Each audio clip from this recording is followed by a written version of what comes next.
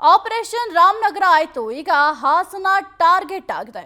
JDS ಭದ್ರಕೋಟೆ ಒಡೆಯಲು ಹಾಸನದಲ್ಲೇ ಸಮಾವೇಶವನ್ನ ನಡೆಸಲು ತೀರ್ಮಾನ ಮಾಡಿದ್ದಾರೆ. ಆಪರೇಷನ್ ರಾಮನಗರ ಆಯಿತು. ಈಗ ಹಾಸನ ಟಾರ್ಗೆಟ್ ಆಗಿದೆ. ಜೆಡಿಎಸ್ ಭದ್ರಕೋಟೆಯನ್ನ ಒಡೆಯಲು ಹಾಸನದಲ್ಲೇ ಸಮಾವೇಶಕ್ಕೆ ಸಕಲ ರೀತಿಯಲ್ಲೂ ಸಿದ್ಧತೆಯನ್ನ ಮಾಡಿಕೊಳ್ತಾ ಇದ್ದಾರೆ. ರಾಮನಗರದಲ್ಲಿ 4 ಕ್ಷೇತ್ರದಲ್ಲಿ ಗೆದ್ದು ಕಾಂಗ್ರೆಸ್ ಕ್ಲೀನ್ ಸ್ವೀಪ್ ಆಗಿತ್ತು. ಚನ್ನಪಟ್ಟಣ ಗೆದ್ದು ಕುಮಾರಸ್ವಾಮಿ ಕುಟುಂಬಕ್ಕೂ ಶಾಕ್ ಕೊಟ್ಟಿತ್ತು. ಇದೀಗ ದೇವೇಗೌಡರ ತವರು ಜಿಲ್ಲೆಯ ಮುಂದಿನ ಟಾರ್ಗೆಟ್ ಆಗಿದೆ. ಹಾಸನದಲ್ಲೇ ಸ್ವಾಭಿಮಾನಿ ಸಮಾವೇಶ ನಡೆಯಲಿದೆ. ಭರ್ಜರಿ ಲೆಕ್ಕಾಚಾರವನ್ನ ಹಾಕಿದ್ದಾರೆ. ಸ್ವಾಭಿಮಾನಿ ಸಮಾವೇಶದ ಮೂಲಕ ಕಾಂಗ್ರೆಸ್ ಶಕ್ತಿ ಪ್ರದರ್ಶನಕ್ಕೆ ಮುಂದಾಗಿದೆ.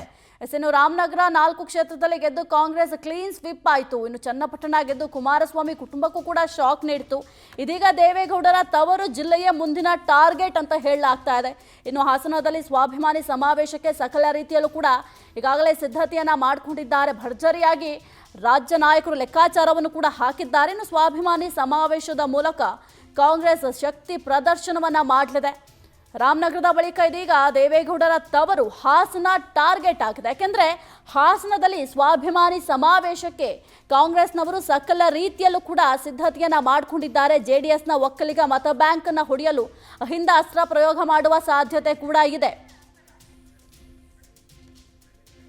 ಈ ಕುರಿತು ಹೆಚ್ಚಿನ ಮಾಹಿತಿ ನೀಡ್ತಾರೆ ನಮ್ಮ ಪ್ರತಿನಿಧಿ ರೂಪೇಶ್. ಕುಮಾರಸ್ವಾಮಿ ಕುಟುಂಬಕ್ಕೂ ಶಾಕ್ ಕೊಟ್ಟಿದ್ದಾಯ್ತು. ಇದೀಗ ದೇವೇಗೌಡರ ತವರು ಜಿಲ್ಲೆಯ ಮುಂದಿನ ಟಾರ್ಗೆಟ್ ಅಂತ ಹೇಳಲಾಗ್ತಾ ಇದೆ. ಇನ್ನು ಹಾಸನದಲ್ಲಿ ಸ್ವಾಭಿಮಾನಿ ಸಮಾವೇಶಕ್ಕೆ ಯಾವ ರೀತಿಯ ಸಿದ್ಧತೆಯನ್ನ ಮಾಡಿಕೊಂಡಿದ್ದಾರೆ, ಏನೆಲ್ಲ ಲೆಕ್ಕಾಚಾರ ಹಾಕ್ತಾ ಇದ್ದಾರೆ? ರಾಜಕಾರಣದಲ್ಲಿ ಪ್ರತಿಯೊಂದು ರಾಜಕಾರಣಿಗಳ ನಡೆಯಿಂದಲೂ ಕೂಡ ಒಂದಿಷ್ಟು ರಾಜಕೀಯ ಲೆಕ್ಕಾಚಾರಗಳಿರುತ್ತೆ. ಯಾಕಂತ ಹೇಳಿದ್ರೆ ಈಗ ಹಾಸನ ಸಮಾವೇಶದಿಂದಲೂ ಕೂಡ ಸಾಕಷ್ಟು ಲೆಕ್ಕಾಚಾರಗಳಿದೆ.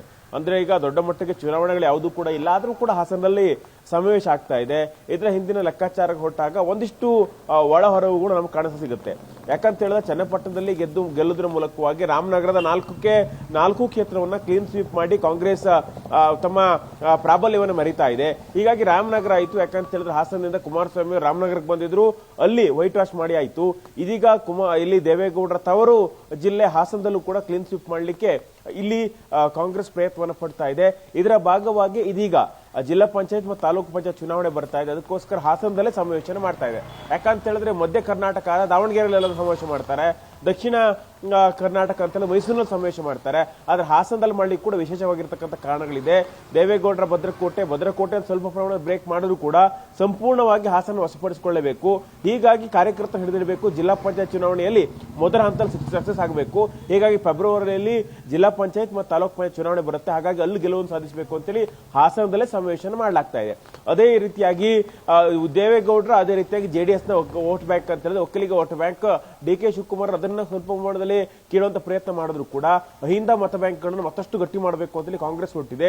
ಇದೇ ಕಾರಣಗಳಿಗೋಸ್ಕರವಾಗಿ ಹಾಸನದಲ್ಲಿ ಅಹಿಂದ ಸಮಾವೇಶ ಅಥವಾ ಐಕ್ಯತಾ ಸ್ವಾಭಿಮಾನಿ ಸಮಾವೇಶ ಮಾಡೋದ್ರ ಮೂಲಕವಾಗಿ ಅಲ್ಲಿ ಮತ್ತಷ್ಟು ಶಕ್ತಿ ಬಲವರ್ಧನೆ ಮಾಡಲಿಕ್ಕೆ ಪ್ರಯತ್ನ ಪಡ್ತಾ ಇದೆ.